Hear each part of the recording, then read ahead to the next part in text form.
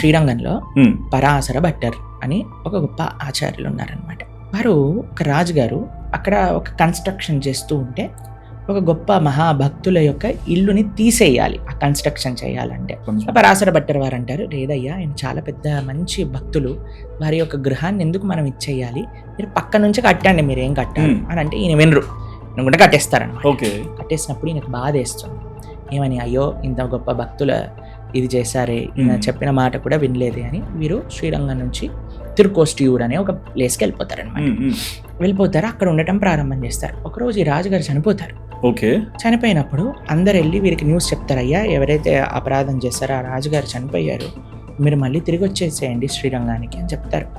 పరాశర భట్టర్ వారి తల్లి గారు ఆండాల్ అని పేరు, పూరత్తాల్వాన్ల యొక్క ధర్మపత్ని. వారి దగ్గరకు కూడా వెళ్ళి చెప్తారమ్మా, ఇలా రాజుగారు చనిపోయారు, మీ అబ్బాయి వచ్చేస్తున్నారు వెనకాలకి అంటే ఆవిడ కళ్ళల్లోంచి నీళ్ళు కారుతుంటాయి. అడుగుతారు, అమ్మ ఏమైంది, బాధ ఎందుకు పడుతున్నా?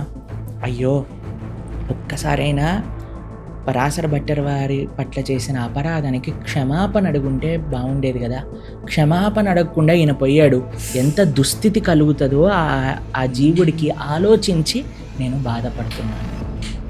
సరే అండి, అందుకే గొప్ప భక్తులని ఎప్పుడు మనం ద్వేషించరాదు, నిందించరాదు. అది మనకి ఏదో రకమైన మన పట్ల అపరాధం జరుగుతుంది కాబట్టి మనం ఎప్పుడు కూడా మా పట్ల మమ్మల్ని ఏమన్నా అన్నారనుకోండి, మేము పెద్దగా ఏం పట్టించుకోమండి. ఎందుకో తెలుసా, మనం ఎంత అండి, మన అస్తిత్వం ఎంత, చిన్న ప్రాణుల, మనల్ని అన్నంటే మనకి. కానీ ఎవరైతే ధర్మం గురించి అంటారో దాన్ని మనం సహించకూడదు.